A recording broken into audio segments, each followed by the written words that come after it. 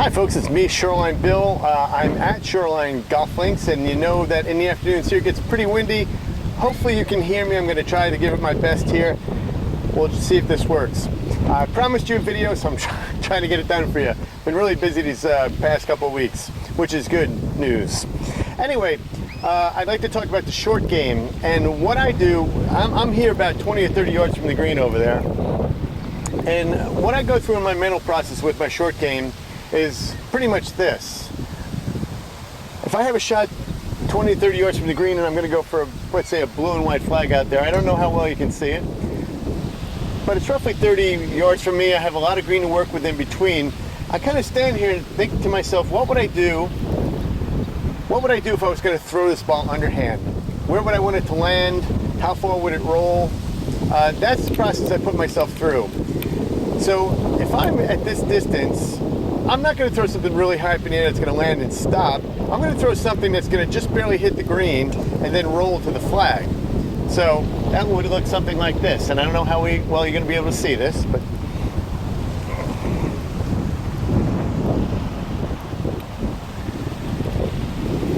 hopefully you didn't see that. But anyway, it landed at just short of the green and started rolling towards the hole. So that's the flight of the ball that I want to try to create with my shot here.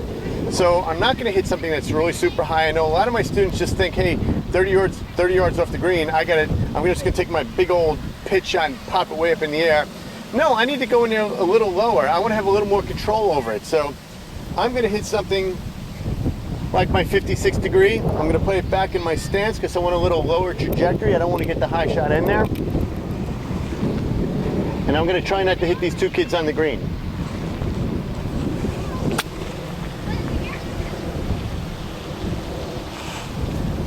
Now that shot just missed a hole, but that's what I think about. Think about what you would do if you were throwing the shot. I'm not distracted by the kids yelling behind me. Think about what you do if you're throwing the shot, and good luck to you. Okay, I have escaped the kids, and I am out here by the 15th green at Shoreline Golf Links, and I'm going to use the same principle. I'm going to think about what I would do if I was going to throw this ball underhanded for this shot.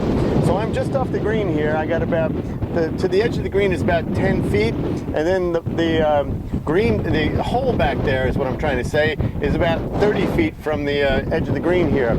So.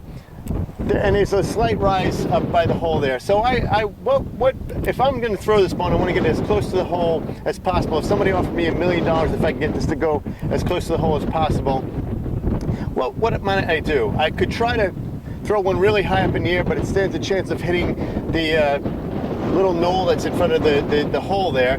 So on this shot, I think my best chance to get it close to the hole is by getting it on the green and having it roll up there as quick as possible. Something that looks like that. And I rolled it a little past the hole, but you get the idea. So now I'm going to play my shot, and let's see if I can maneuver this camera so you can see my shot. Maybe here. Hopefully you'll get to see the ball coming at. Well, I'll move up here. I'm going to play this back in my stance, almost like a putt. And I'm going to, by the way, this is my 8-iron. I want to get something low that's going to run all the way back to this hole. So I'm going to play it more like a putt. I'm going to pick my landing spot, hit that spot, and let the ball roll back to the green. To the hole, I'm sorry.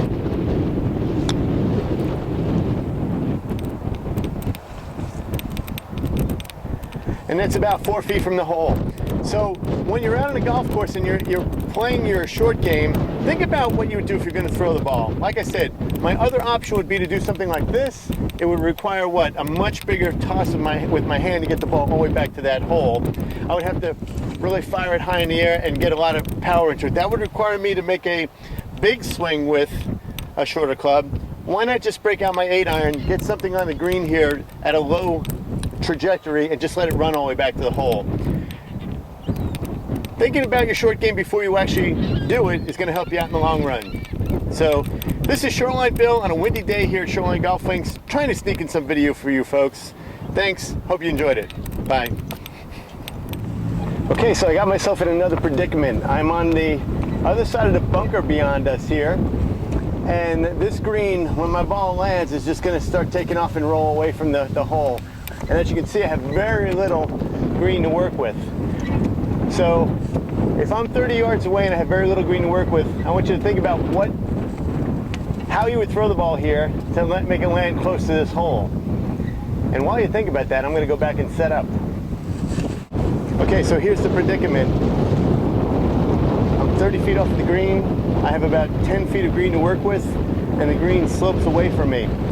So if you're in this situation, you got to think about what you're going to do once again if you're going to throw this ball onto the green.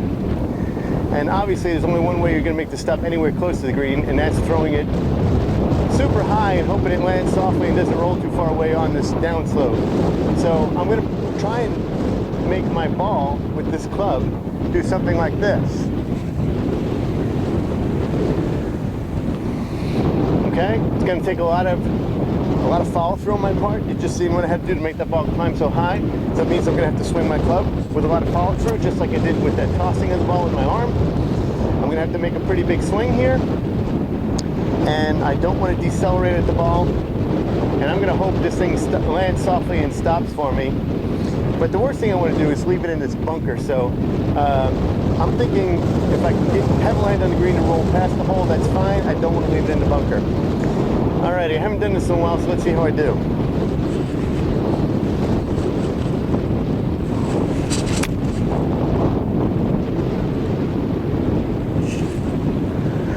I'm on the green, it's about 8 feet, but I'm happy. I got a putt for par.